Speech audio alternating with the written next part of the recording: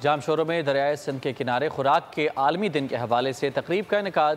سندھ میں آلودگی کے خاتمے کے لیے صفائی مہم کا آغاز کیا گیا۔ صفائی مہم میں جام شوروں کی جامعات کی طالبات کی بڑی تعداد نے حصہ لیا۔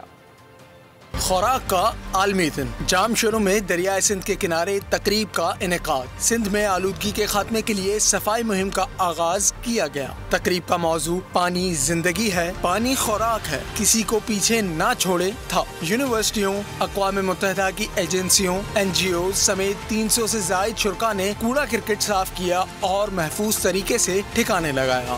We are here today to celebrate the World Food Day.